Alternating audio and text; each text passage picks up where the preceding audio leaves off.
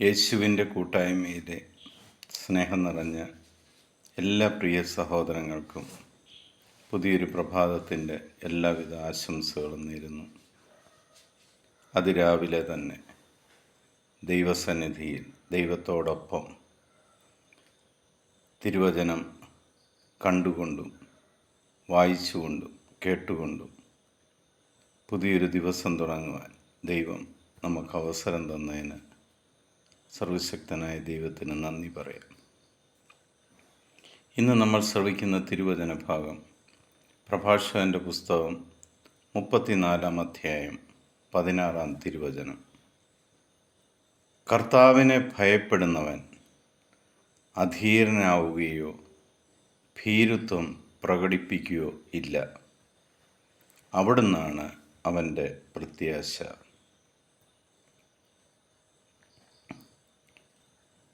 ദൈവസന്നിധിയിൽ കർത്താവിൻ്റെ മുന്നിൽ ഭയത്തോടെ നിൽക്കുന്നവൻ, ദൈവത്തെ ഭയത്തോടെ കാണുന്നവൻ, എൻ്റെ കൂടെ നിൽക്കുന്ന ദൈവം ഞാൻ ചെയ്യുന്നതെല്ലാം കണ്ടുകൊണ്ടാണ് ഇരിക്കുന്നത് എന്ന് ബോധമുള്ളവൻ ഒരിക്കലും ഭീരുത്വം കാണിക്കത്തില്ല.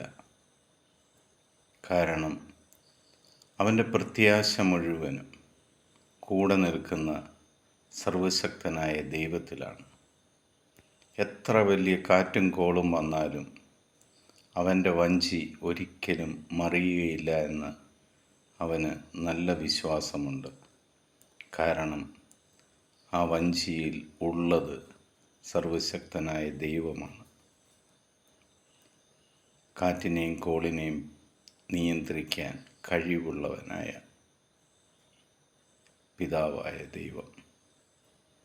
ആ പിതാവായ ദൈവത്തിൻ്റെയും പുത്രനായ യേശു ക്രിസ്തുവിൻ്റെയും പരിശുദ്ധാത്മാവിൻ്റെയും കൃപയും അനുഗ്രഹവും സമാധാനവും എപ്പോഴും നിങ്ങളുടെ കൂടെ ഉണ്ടായിരിക്കട്ടെ.